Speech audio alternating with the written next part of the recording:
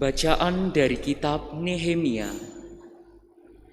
Sesudah umat Israel kembali dari pembuangan, pada hari pertama bulan ketujuh, Imam Ezra membawa kitab Taurat ke depan jemaat pria, wanita, dan semua yang dapat mendengar dan mengerti. Ia membacakan beberapa bagian dari kitab itu di halaman di depan gerbang air dari pagi sampai tengah hari, di depan pria, wanita, dan semua orang yang dapat mengerti. Dengan penuh perhatian, seluruh umat mendengarkan pembacaan kitab Taurat itu. Adapun Ezra, ahli kitab itu, berdiri di atas mimbar kayu yang dibuat khusus untuk peristiwa itu. Ezra membuka kitab itu di depan mata seluruh umat, karena ia berdiri lebih tinggi dari semua orang. Pada waktu ia membuka kitab itu, semua orang bangkit berdiri. Lalu Ezra memuji Tuhan, Allah yang Maha Agung, dan semua orang menyahut, "Amin, amin," sambil mengangkat tangan. Kemudian mereka berlutut dan sujud menyembah kepada Tuhan dengan muka sampai ke tanah. Bagian-bagian kitab Taurat Allah dibacakan dengan jelas, dengan diberi keterangan-keterangan sehingga pembacaan dimengerti.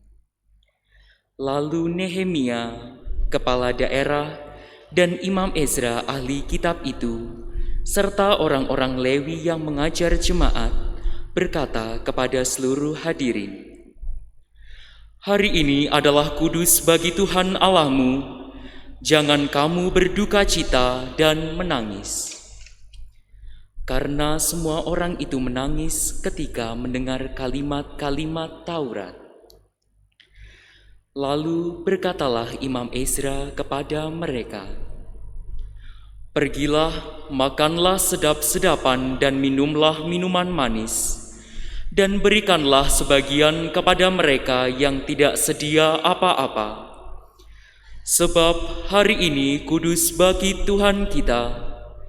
Jangan bersusah hati, tetapi bersukacitalah karena Tuhan, sebab sukacita karena Tuhanlah perlindunganmu."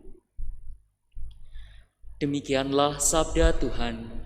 Syukur kepada Allah.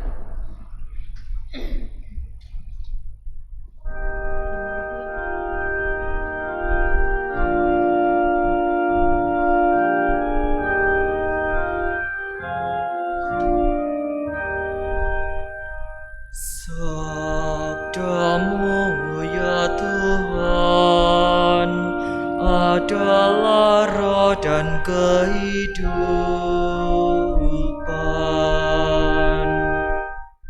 Sabdamu ya Tuhan adalah roh dan kehidupan.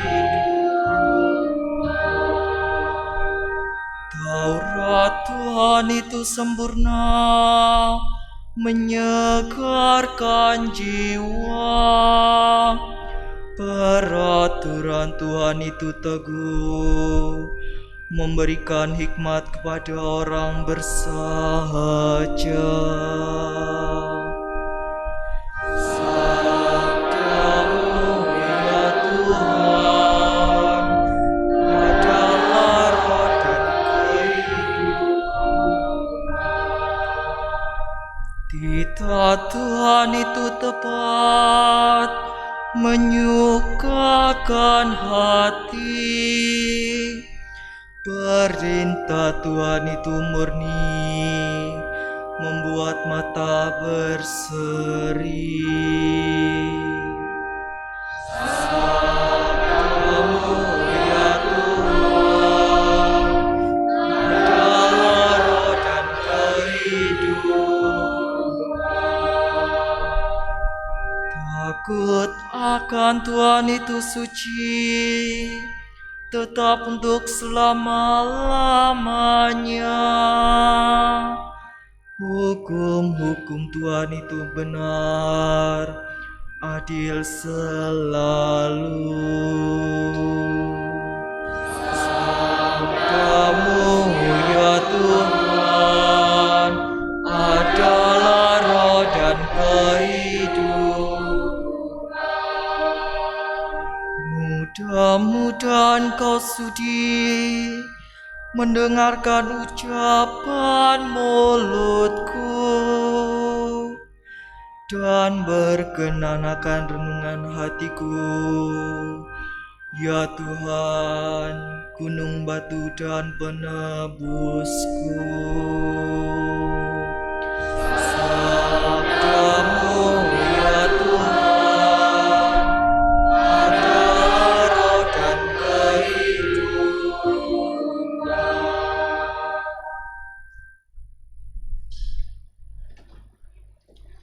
Bacaan dari surat pertama Rasul Paulus kepada jemaat di Korintus.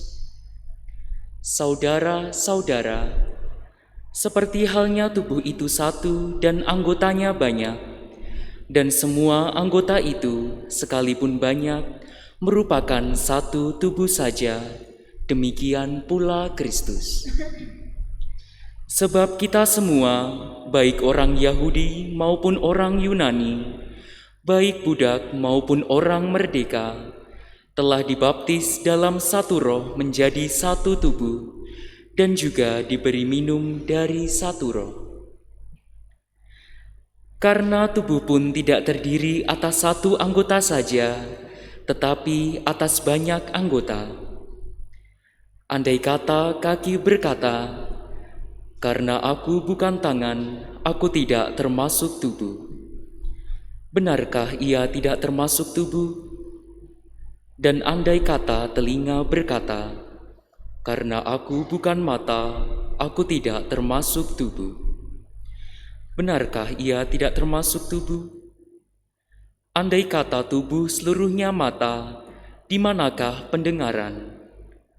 Andai kata seluruhnya telinga, di manakah penciuman? Tetapi Allah telah memberikan kepada semua anggota masing-masing secara khusus suatu tempat pada tubuh seperti yang dikehendakinya. Andai kata semuanya adalah satu anggota, di manakah tubuh? Memang ada banyak anggota, tetapi hanya satu tubuh. Jadi, mata tidak dapat berkata kepada tangan, "Aku tidak membutuhkan engkau." Dan kepala tidak dapat berkata kepada kaki, "Aku tidak membutuhkan engkau." Justru anggota-anggota tubuh yang nampaknya paling lemah malah paling dibutuhkan. Kepada anggota-anggota tubuh yang menurut pandangan kita kurang terhormat, kita berikan penghormatan khusus, dan terhadap anggota-anggota kita yang tidak elok, kita berikan perhatian khusus. Hal ini tidak dibutuhkan oleh anggota-anggota kita yang elok. Allah telah menyusun tubuh kita begitu rupa, sehingga kepada anggota-anggota yang tidak mulia diberikan penghormatan khusus, supaya jangan terjadi perpecahan dalam tubuh, tetapi supaya anggota-anggota yang berbeda itu saling memperhatikan. Karena itu, jika satu anggota menderita, semua anggota turut menderita. Jika satu anggota dihormati, semua anggota turut bersukacita. Kamu semua adalah tubuh Kristus, dan masing-masing adalah anggotanya. Dan Allah telah menetapkan beberapa orang dalam jemaat. Pertama sebagai rasul, kedua sebagai nabi, ketiga sebagai pengajar. Selanjutnya ia menetapkan juga mereka yang mendapat karunia untuk mengadakan mujizat, untuk menyembuhkan, untuk melayani, untuk memimpin, dan untuk berkata-kata dalam bahasa roh. Adakah mereka semua rasul atau nabi atau pengajar? Adakah mereka semua mendapat karunia untuk mengadakan mujizat, atau untuk menyembuhkan, atau untuk berkata-kata dalam bahasa roh, atau untuk menafsirkan bahasa roh? Demikianlah sabda Tuhan. Syukur kepada Allah.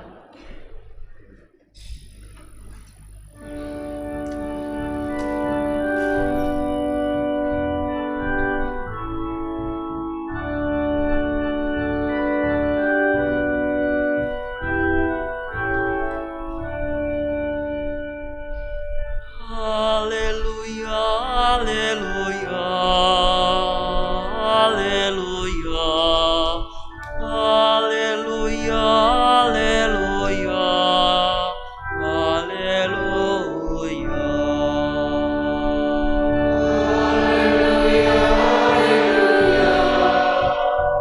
Haleluya, haleluya, haleluya. Tuhan Allah telah mengutus aku untuk menyampaikan kabar baik kepada semua orang miskin dan memberitakan pembebasan kepada orang-orang tawanan. Haleluya, haleluya, haleluya, haleluya,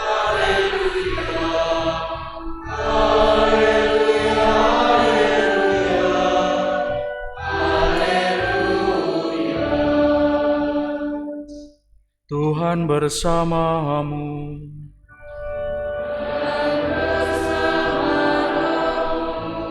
Inilah Injil suci menurut Lukas.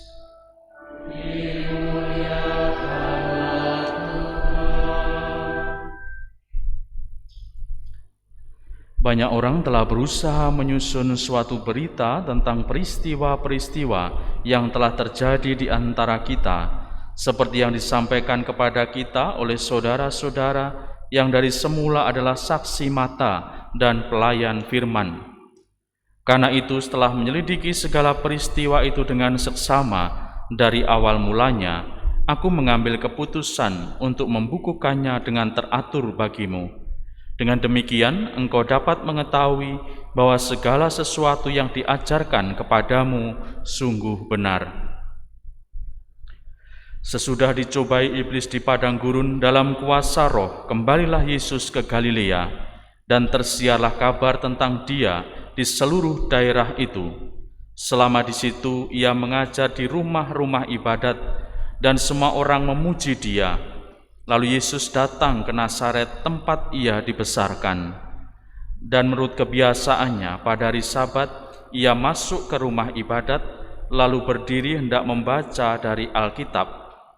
Kepadanya diberikan kitab Nabi Yesaya, dan setelah membukanya, Ia menemukan nas di mana ada tertulis, Roh Tuhan ada padaku, oleh sebab Ia telah mengurapi aku untuk menyampaikan kabar baik kepada orang-orang miskin, dan Ia telah mengutus aku untuk memberitakan pembebasan kepada orang-orang tawanan dan penglihatan bagi orang-orang buta, untuk membebaskan orang-orang yang tertindas, untuk memberitakan bahwa tahun rahmat Tuhan telah datang. Kemudian Yesus menutup kitab itu, mengembalikannya kepada pejabat lalu duduk, dan mata semua orang dalam rumah ibadat itu tertuju kepadanya. Lalu Yesus mulai mengajar mereka, katanya, pada hari ini genaplah nas tadi sewaktu kamu mendengarnya. Demikianlah sabda Tuhan. Terpujilah Kristus.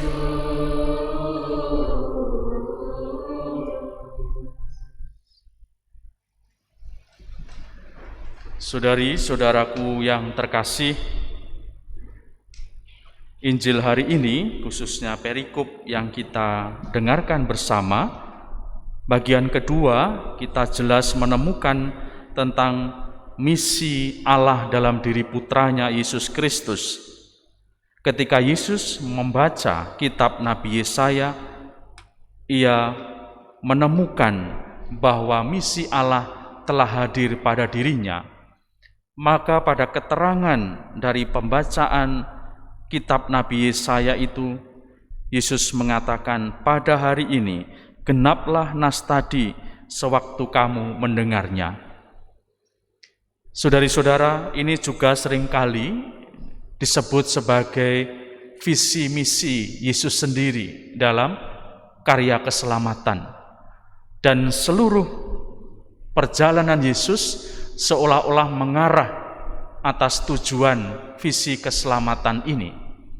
Maka boleh dibilang Injil ini menjadi Injil petunjuk, Injil arah yang membawa kita pada pemahaman kehendak Allah. Lalu yang menarik lagi Injil hari ini, saudari-saudara, diawali dengan pengantar yang diberikan oleh Lukas.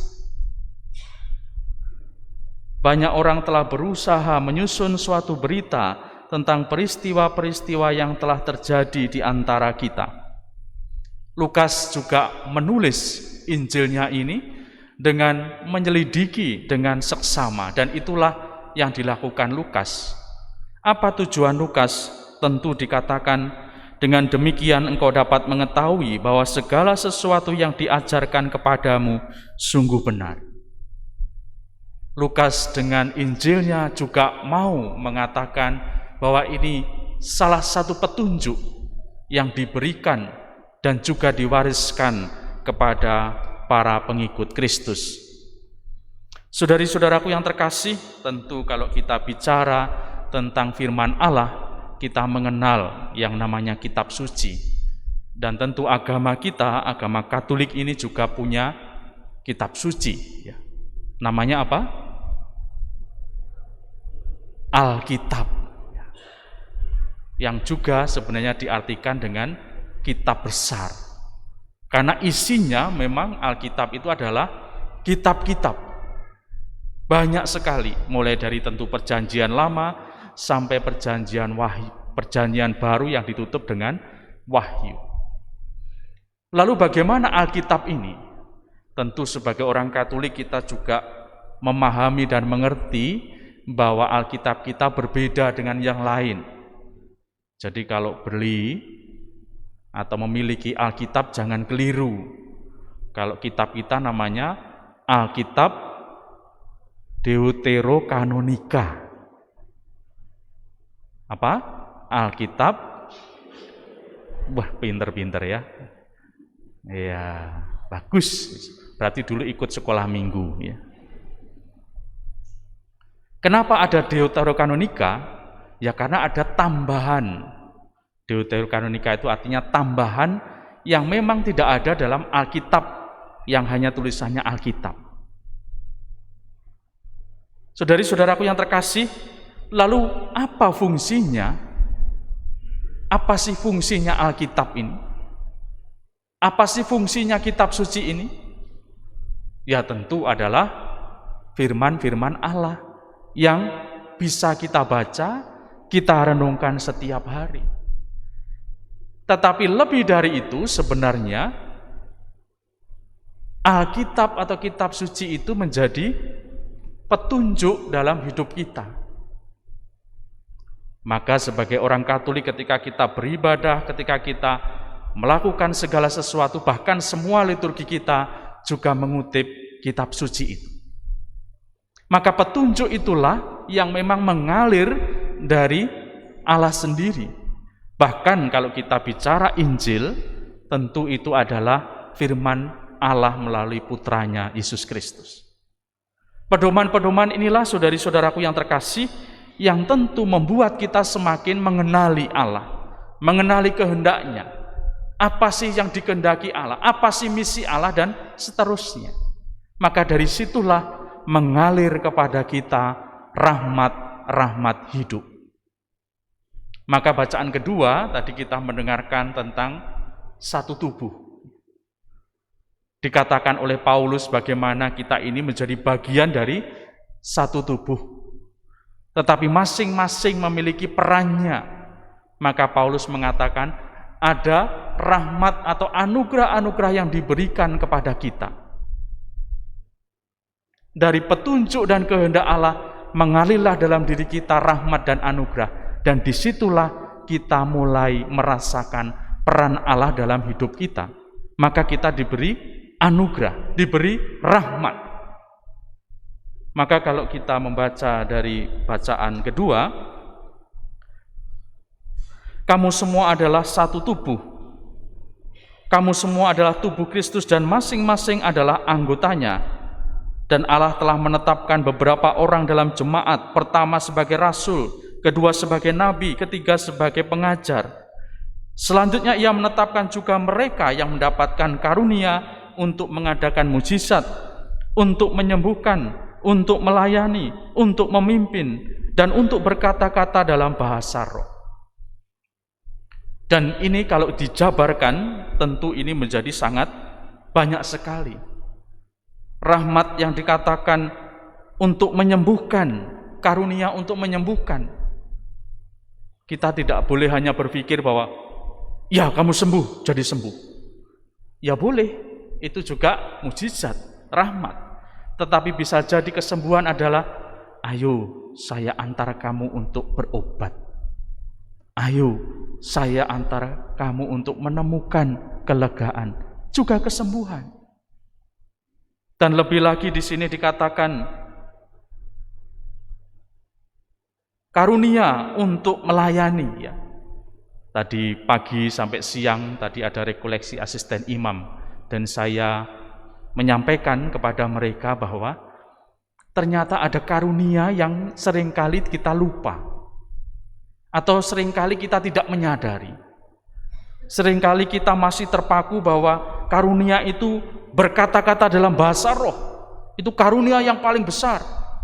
Tapi Paulus mengatakan bahwa itu disejajarkan oleh Paulus dengan karunia untuk melayani, karunia untuk memimpin.